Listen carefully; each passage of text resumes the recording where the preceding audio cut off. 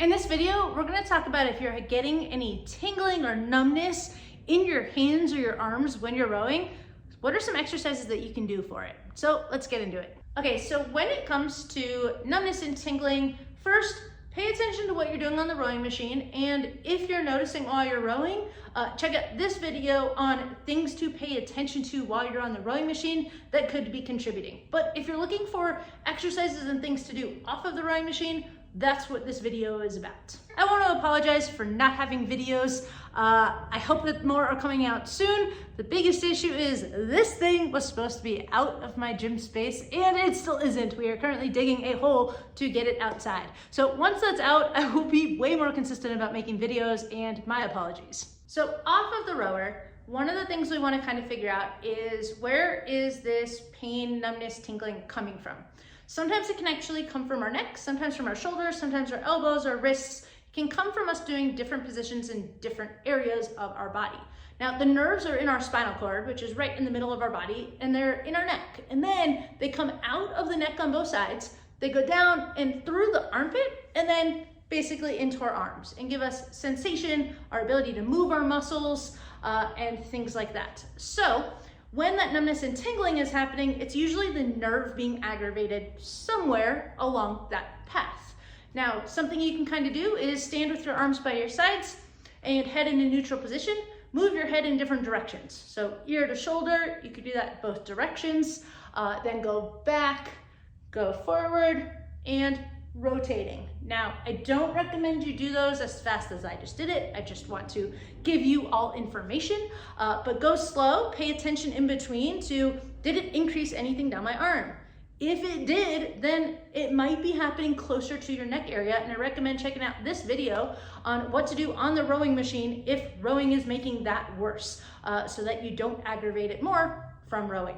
Other things to consider are our positions when we aren't on the rowing machine in our daily life. Sitting at a computer screen or activities that you're doing, anything can cause increased aggravation. So if numbness and tingling is happening, please notice what positions are causing it and try to decrease that position.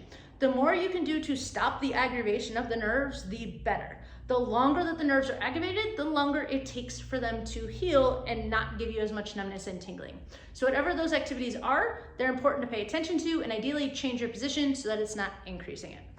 And remember, all of this is just random advice from a doctor of physical therapy, but please don't come after me.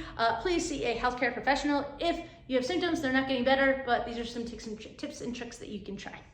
All right, so some of the exercises that you can actually try for this is one, a nice stretching routine. One is taking your arm and sticking it straight out in front of you. Elbow straight, just like this, and like that. Like I'm saying, stop. Take your other hand, make sure your thumb is included, bring your other hand just in front like that, and pull up towards you. So that looks like this. You ideally should get a stretch somewhere in this area. If you are feeling a stretch with that, go ahead and hold that for 20, 30 seconds. If this is too much and you get numbness and tingling, go ahead and take it down here lower. That will put less stress on the nerve because our shoulder is in a different position. You're welcome to bring it up a little bit more, but usually just staying at about shoulder height. Otherwise, this could aggravate the nerve.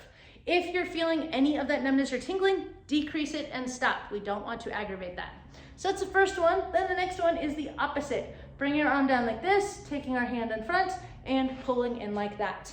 That will give you a stretch somewhere along this path. Same thing, hold that for 30 seconds. You can do it throughout your day a couple of times as well. Do it on both sides, keep yourself nice and even, but that is a stretch that you can do for this area. Another thing that you can do is, if it happens to be coming from your shoulder area, is a pec stretch. So walk up to something and you're basically trying to get a stretch in this area. So what that looks like is, if I pretend that this is a doorway, I can take my hand, keep my wrist in a neutral position, bring it to that door frame, and then I'm going to turn my body. So my arm and my wrist are staying the same, and I'm gonna gently walk and turn my body outwards so I get a stretch through here. Now you might feel that through this area as well. As long as it feels like a pull and a stretch and it doesn't feel numbness or tingling, awesome. Again, you can lower it down if you do feel like you're getting that numbness or tingling, so that it's not putting as much aggravation, but ideally you start to get a pull through here. Now, if you feel that just in the shoulder, go ahead and stop. So another thing that could be beneficial is something called a nerve glide. Now, the nerves basically travel through our tissues and our muscles. They come out of the spine and they have to go through all of this material that's in our body.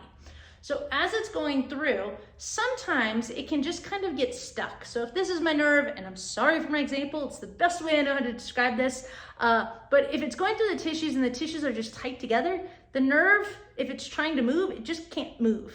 Then we can do something called a nerve glide to try and get it to kind of slide in the tissues a little bit nicer. And that's what we're trying to do with this. Now with this exercise, if you get the numbness or tingling, you need to back off, and you can overdo this. I cannot stress that enough. Do not overdo this or you will feel worse, I promise you. So there are actually 3 different nerve glides. I'm just gonna go over a basic beginner one, and it depends on which nerve is aggravated.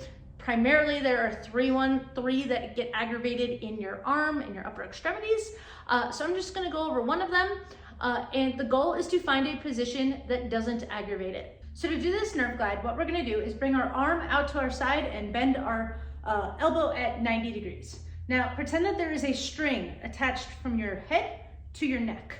So they're gonna move together. So what we're gonna do is we're gonna straighten out our arm, and if that string is there, my head is going to be pulled with my hands.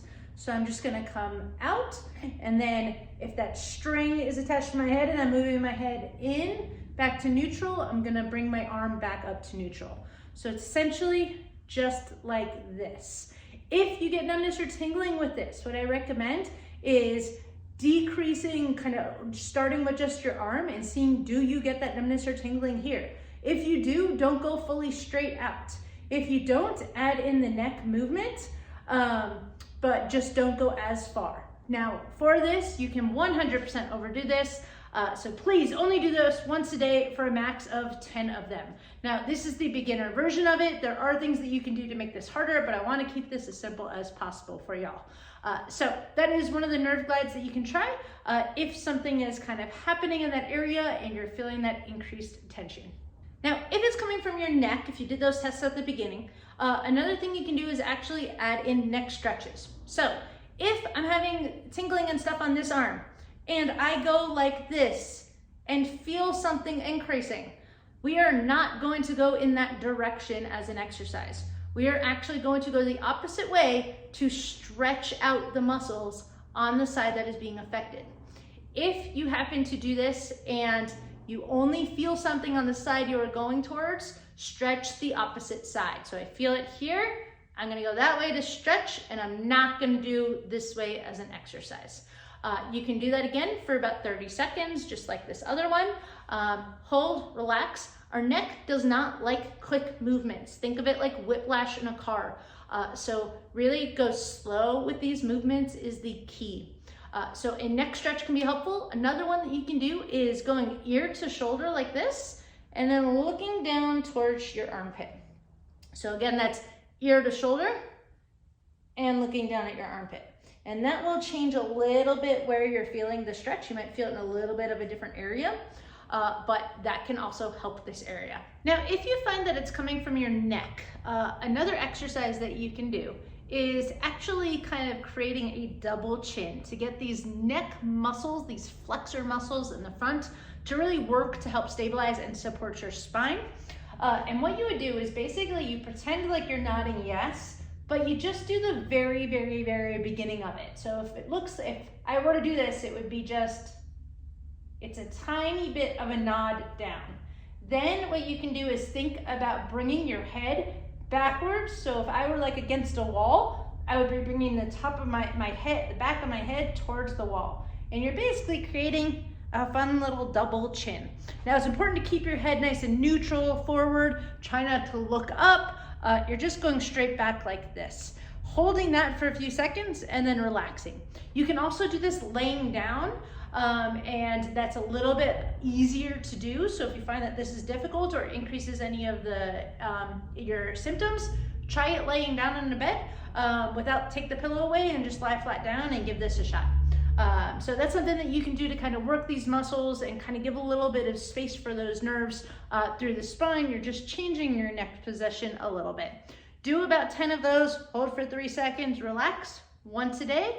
Those are beginner exercises that I recommend if you are getting numbness, tingling, and check out this video on things that might be contributing to numbness and tingling if you are on the rowing machine. And of course, let me know if you've got questions. I'll go ahead and make a video like this one, and stay tuned for more videos.